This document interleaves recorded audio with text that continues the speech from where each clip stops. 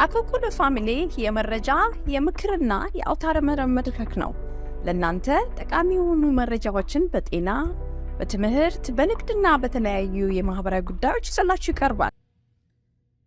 ኦፕሬሽን ፓሪስ በሚኒሶታ እየተካሄደ ይገኛል። ኦፕሬሽን ፓሪስ ለምንድን ነው ያስፈለገው?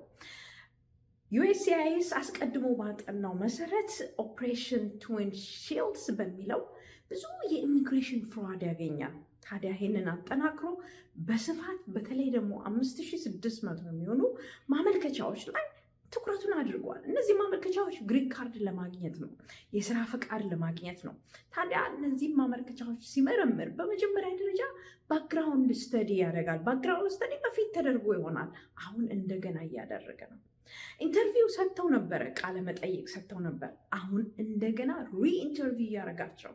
በሶስተኛ ደረጃ እነዚህ አመልካቾች ብዙ ጉዳዮችን አንስተው ነው ግሪን ካርድ ይሰጠን የሚሉት።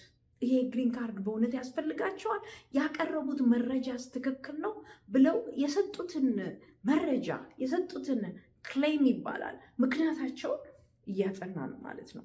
በዘመቻ መልኩ ነው እያደረገ ያለው። ምክንያቱም እነዚህ ማመልከቻዎች በአብዛኞቹ በውሸት በስህተት መረጃቸው የተበላሸ ወይም ደግሞ መረጃቸው ትክክል ያልሆነ ነው ብሎ ነው ዩኤስሲአይኤስ ይህን ነገር ጥናት የጀመረው ማለት ነው።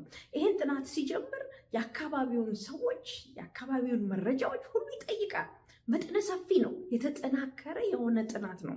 እንደ በፊቱ ቢሮ መጥተው ወይም ደግሞ አንድ ቦታ መጥተው ጥያቄ ብቻ ተደርጎላቸው ወይም መረጃቸው ተጠይቆ ብቻ አይደለም፣ በአካባቢ ያሉትን ሁሉ ሰዎች ያጠናል ማለት ነው።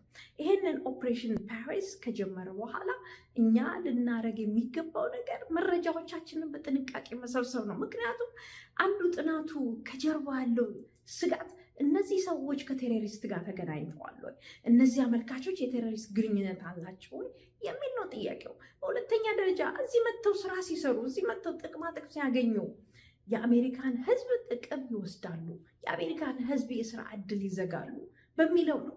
ስለዚህ መረጃችንን ሰብስበን ከጠበቆቻችን ጋር ተነጋግረን ሊመጣ የሚችልብንን ነገር በጥንቃቄ ተዘጋጅተን ልንጠብቅ ይገባል ማለት ነው። ኦፕሬሽን ፓሪስ በሚኒሶታ የሚደረግ የኢሚግሬሽን ፍራድ ክትትል ነው ማለት ነው። ሊንኩን አስቀምጥላችኋለሁ፣ ገብታችሁ አንብቡት። መልካም ጊዜ። ዌብሳይታችንን akolkulufamily.com ይጎብኙ። በሶሻል ሚዲያም ከተሉን። አኮኩሉ ፋሚሊ